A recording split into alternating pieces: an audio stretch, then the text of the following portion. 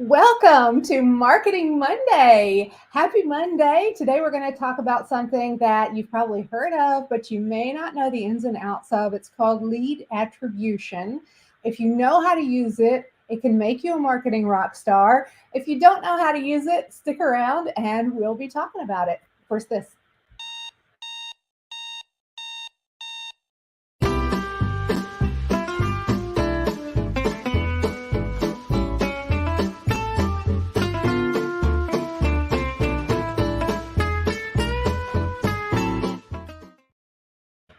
Have a very special guest today with Conversion Logix, Snyder-Lovely. Hey, Jen. Hey, Leanne, how are you? I'm good. How are you? Just back from Argentum, so I feel like it's going to take me a week to get over it. And I know you're heading out. It's conference season, isn't it? Yeah, just got back last week, heading out again. So it is conference season. It's fun though, seeing a lot of good friends and new friends.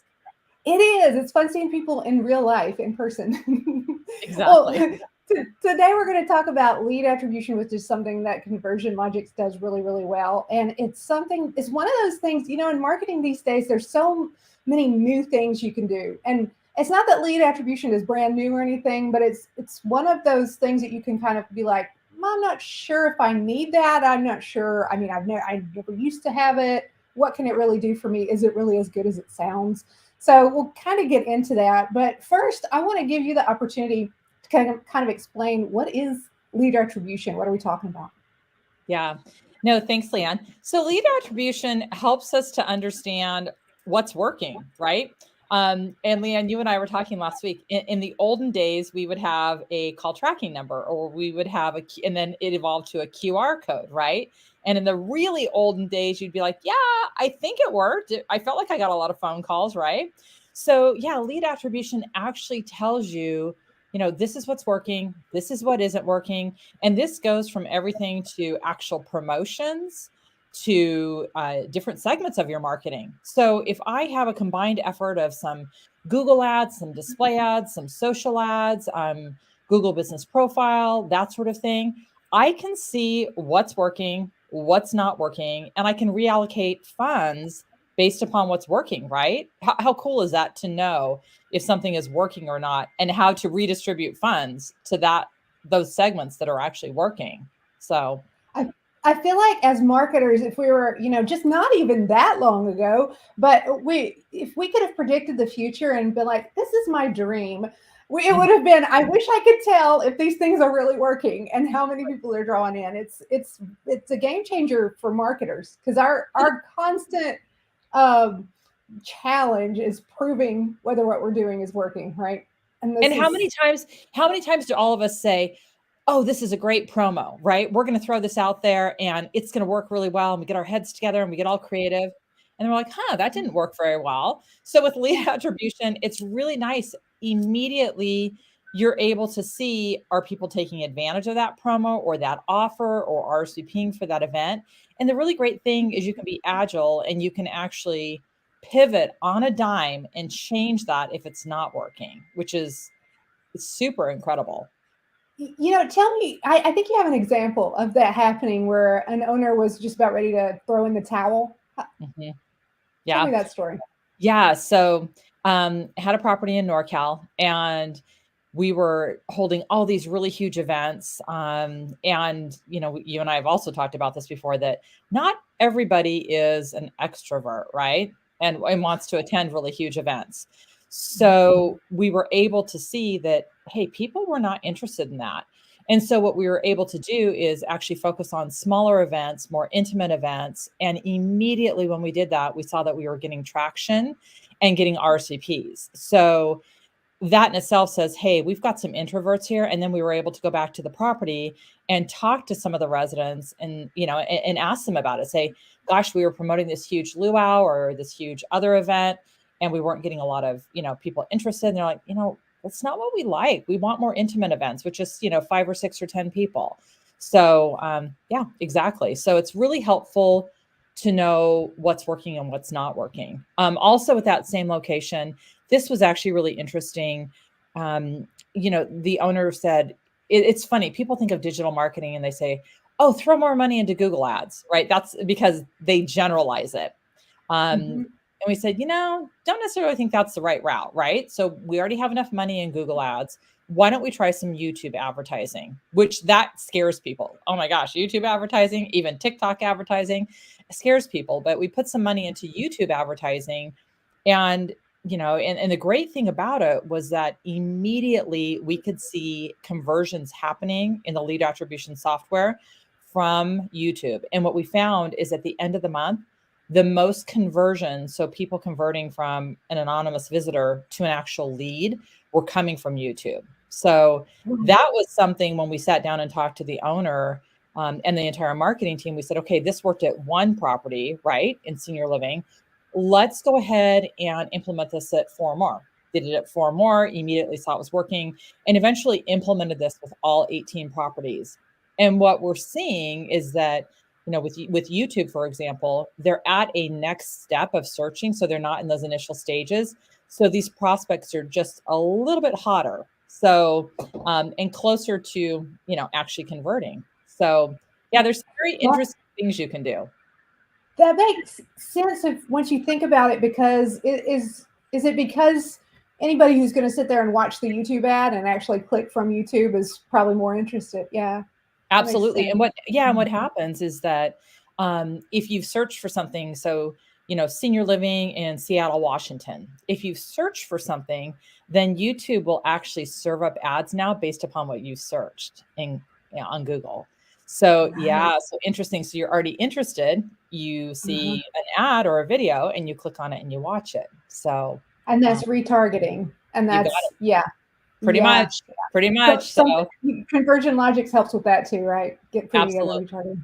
If anybody, by the way, if you're watching and you have any questions or comments about lead attribution or about anything we're talking about, just put them in the comments. And Jada, hey Jada, on the back end, we'll see them and pop them up for us. You mentioned, Jen, starting with the one community and then branching out and doing it with all 18 communities. Is this type of tracking better for people who have a lot of communities, or is it good to invest in for any size? Here's the thing, it's good for everybody. If I'm one owner and I have one community, my money's important, right? It's just as important as, as the owner that has 100 communities. Small communities can use this. It's very affordable. In fact, I say everybody needs to put it in their budget. If you don't have it in your budget for 2024, if you have money, you can actually, most of the time it's affordable enough, you can add it even to your current budgets. But a single property needs it because they're watching their dollars.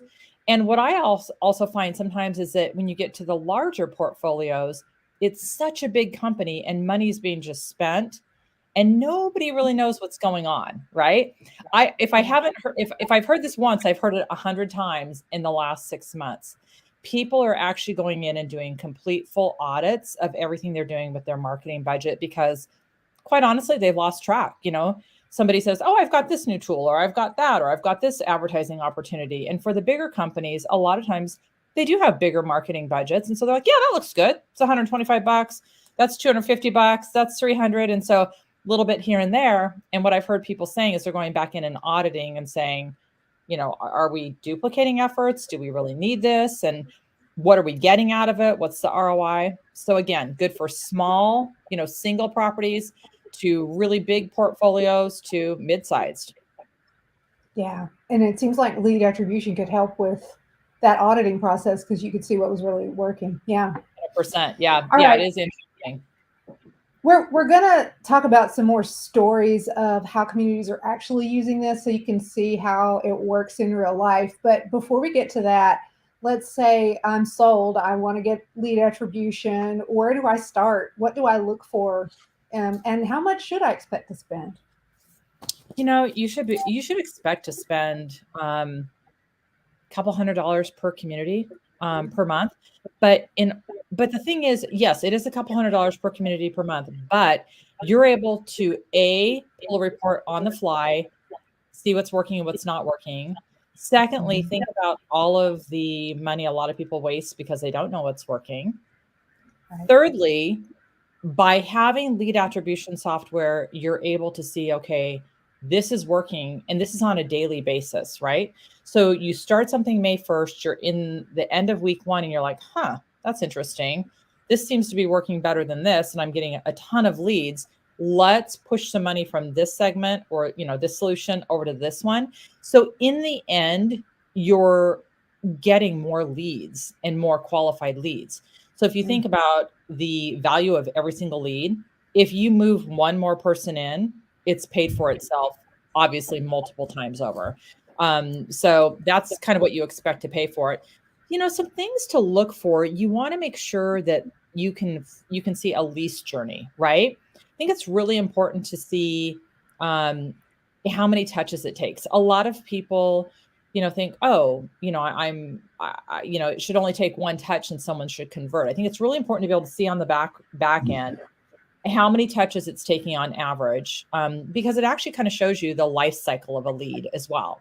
I've heard this a lot where people will say, gosh, we had 100 leads this month, but only so many moved in. Well, if you look at lead attribution, sometimes it can take 6, 7, 8, 9 touches. And especially if you're looking at a community that is offering active adult or independent living solutions versus AL and memory care, sometimes it can take more and the life cycle is longer. So it's nice to be able to see the journey. That's really important. It's also important to receive reports too that show which strategies are working best. I have a question about the journey thing, because and the reports, let's talk about that too. But all right. So the marketer's dilemma since the beginning of time has been, not only do we not know exactly what's working and what's really pulling people, like, is that billboard working? Is that whatever working? But we also, we might be able, when they come in the door, to say, where did you see us? Where did you find us? And they'll tell us the last place that they saw us. But the truth is, they've seen us and interacted with us 10 times, 20 times before that. So when it comes to lead tracking, does it track all of those things?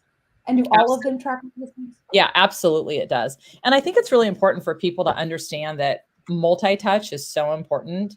A lot of people actually track on first touch or last touch, but I think multi-touch is the most important. In fact, a quick story I'll never forget, probably about 7 years ago, I was with a community and we were, just really talking about attribution. And I said, let's play a game. They had a walk-in while I was actually meeting with their marketing team. And I said, can I come with you and pretend like I'm a new CRD at the property, right? And yeah, absolutely. So I asked the person right at the beginning of the tour, I said, how did you hear about us? And she said, oh, I Googled you. I'm like, oh, okay. And I'm like taking notes on my iPad, right? And pretending like I'm really trying to learn all this. And then halfway through the tour, I said, gosh, did I remember to ask you, how did you hear about us? And she said, oh, my friend's mom lives here. I'm like, oh, okay, perfect.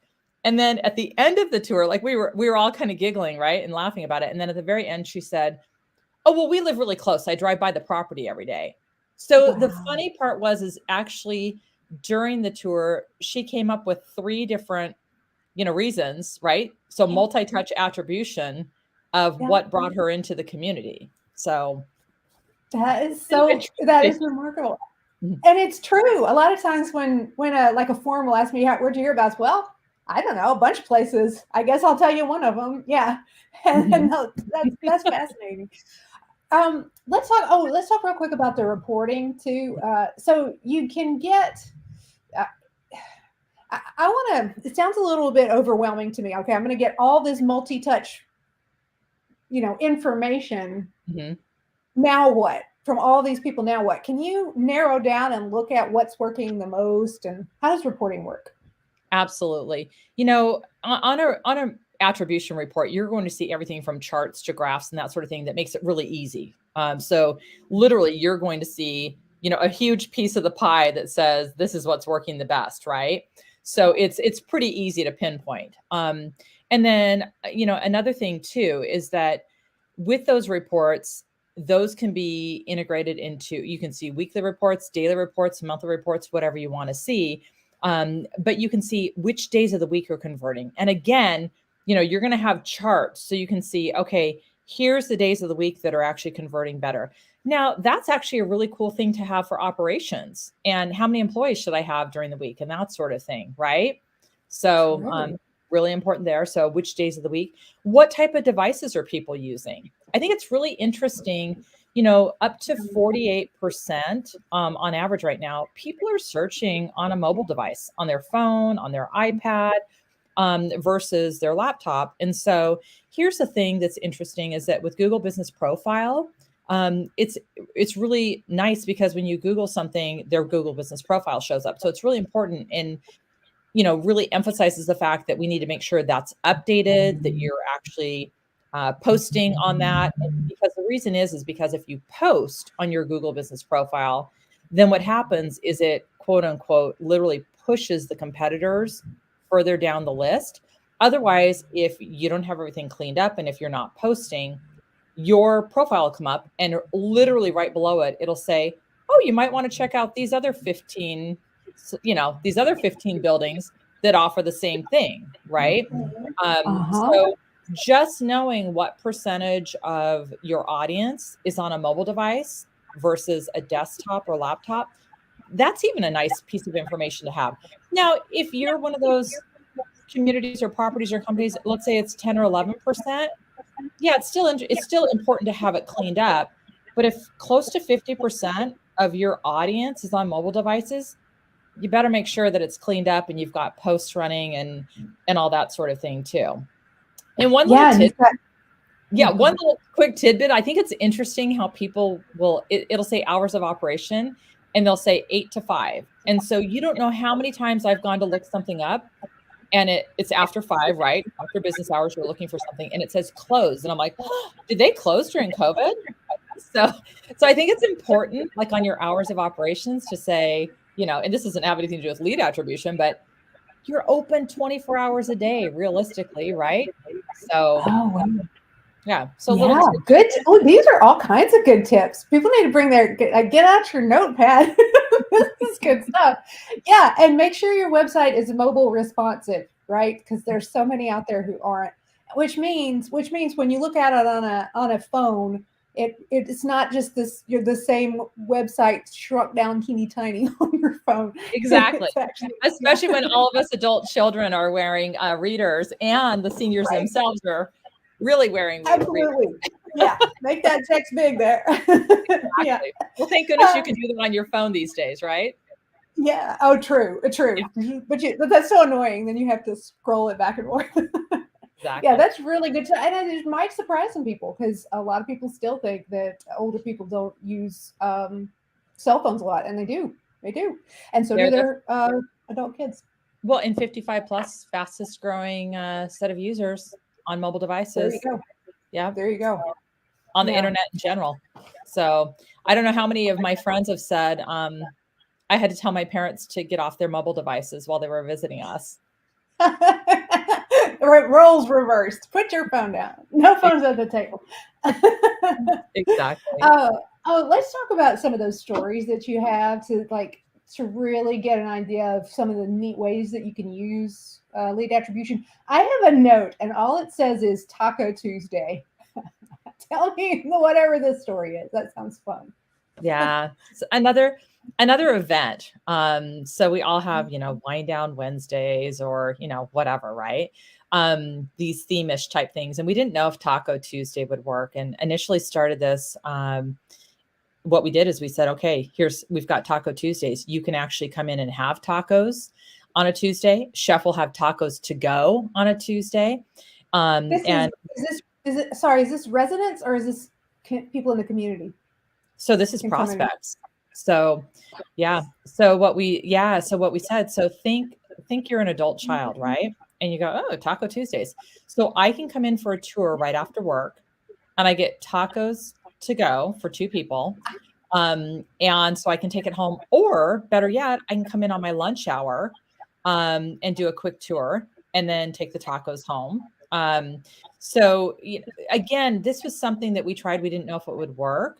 It started during COVID, so people could actually do a virtual tour, video tour, and then afterwards they could pull up in front of the property, everyone masked, actually say hi and meet people from afar, hand them their tacos to go, because back in 2017, 18, 19, it was all about lunch and a tour, dinner and a tour, right? And so we weren't able to do that. But we could see immediately that this was working.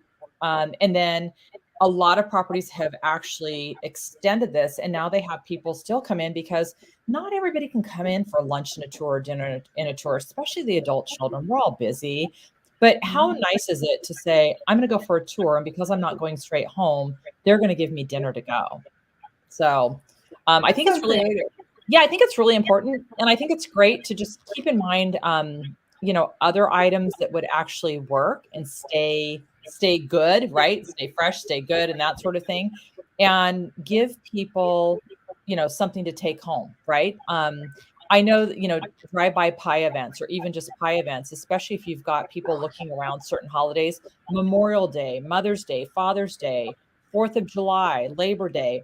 It seems a little cheesy sometimes, right? And theme-ish, but if I can come in for a tour and I have a fresh baked pie, even if I throw it in the freezer for a couple days and I can pull it out and bake it, save me one errand or one step, that's huge.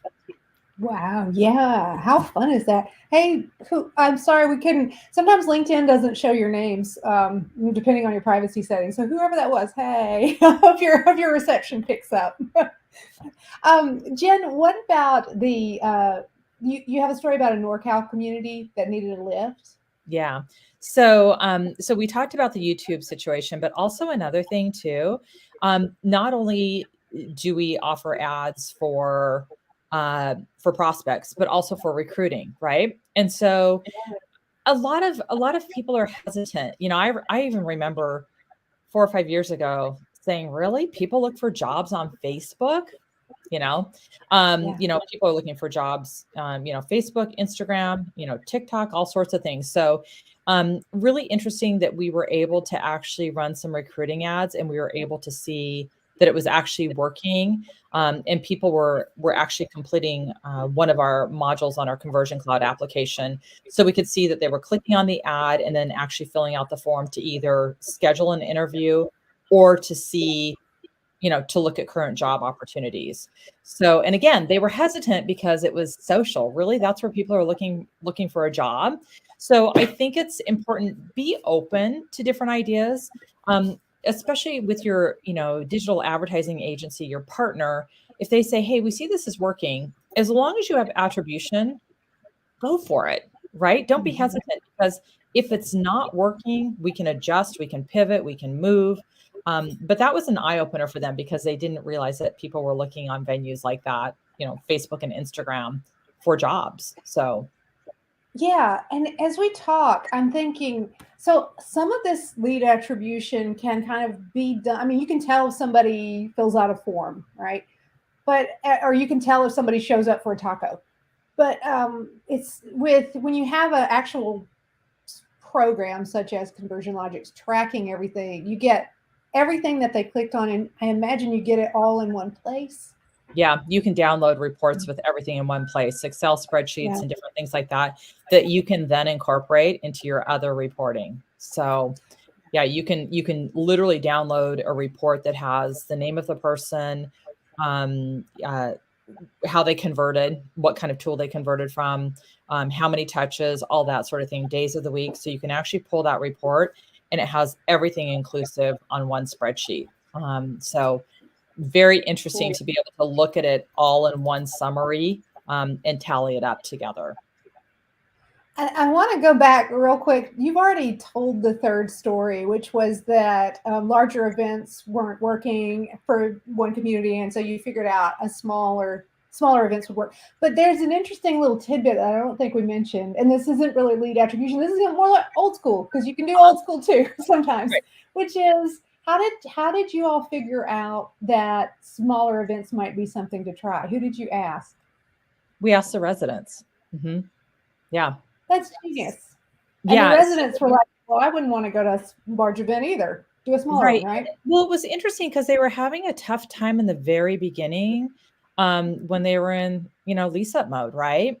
And Mm-hmm. in this particular neighborhood, a lot of people, um, were raised in the same house, ended up living in the same house, when their parents passed away. A lot of people had lived in the same house for 40, 50, 60, 70 years. And so people weren't real crazy about leaving their houses. And so you had to give them a good reason. Also, when we talked to the residents, we understood that a lot of them had professions where they were more on the introvert side.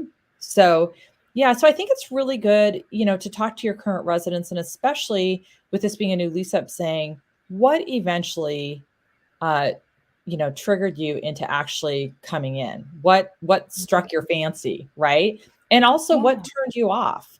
And when we hold events, what do you tend to show up for? Do you stay in your apartment and say, I'm not going to that? Or you just say you're not feeling well or whatever, right?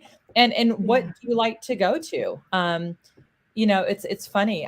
Jeff Bronemeyer on our new business development team, he was talking to a community that said, there was a ton of, older gentlemen at the community who loved baseball.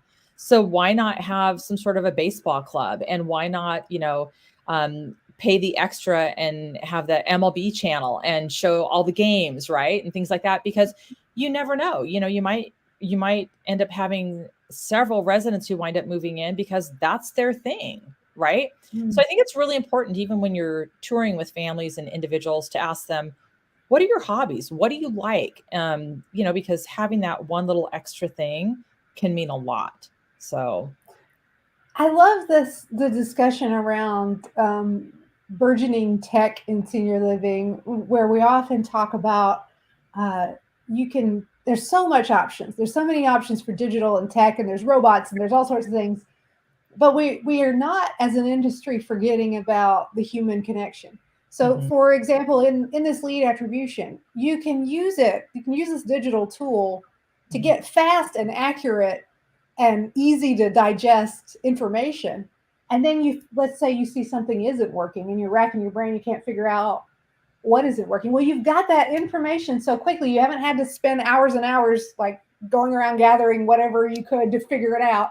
You've got that information. Now you can go and talk to humans and see what would work. Exactly, because a lot of times in the past, sometimes it would take up to 6 months. Pretty much, 6 months down the road, people are like, gosh, things aren't working as well as we thought they should be. That's a lot of loss right there, right? Yeah. So, right. And you don't want to, you don't want to be too quick to jump. But if you thought it was a fantastic idea or offer, and all of a sudden, 7 days into it, you've had nobody taking advantage of it, then 14 days, it's like, oh gosh, maybe we should change this. And it's funny that you talked about that. Yes, all this techie stuff is so amazing and everything, but I always say, with all the lead attribution and ad automation and all that too, it is still important in senior living to have that human in the loop, for sure, right? So it is. You got to have that balance. Yeah. Know when to use it. Exactly. Yeah. And we're finding our way through on that. I feel like we're in a transition period right now, and everybody's figuring it out. So with conversion, on our final couple of minutes here, is there anything else that you want to mention about conversion, the way Conversion Logix lead attribution in particular works? Yeah. Something that we do that I think is really important to it allows custom reports. So you may not need all of the data or not want all of the data. So you're able to customize what you're wanting to see daily, weekly, monthly, and have automated reports actually delivered as well. I think you had asked me, is there such a thing as too much reporting, right? Yeah. So, in some respects, I always say, a person can't overanalyze and spend too much time analyzing and then not implementing. But I love the fact that you can actually customize everything and, exactly the way you want it. And based upon what your owner's wanting to see, or what your investors are wanting to see, it's nice to be able to do that as well. So, and then also having those be automatically delivered to certain people on your team too is extremely important. And just being able to look at top performing marketing strategies, and just helping you cut through the noise is really important too, just to see immediately what's working. So yeah,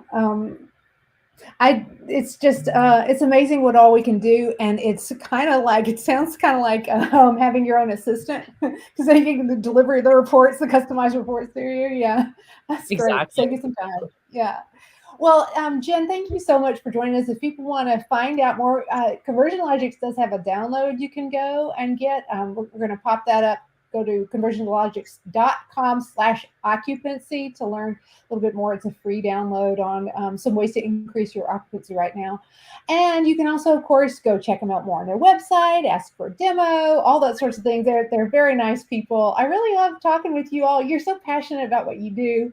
And it's fun to pick your brain because you know so much. We got so many tips in this episode. We have so much fun when we visit, right? We could literally talk for hours. So anyway, we could. This flew by, but well, thank you very much, Jen. Yeah, and thanks for having us again. So if anybody has any questions, definitely reach out to us. We'd love to have a conversation, give advice, help out, and if it winds up, partnering together. Very cool. Well, thank you very much. We hope to see you again. And thank you, everybody, for joining us on Marketing Monday. We'll see you next time.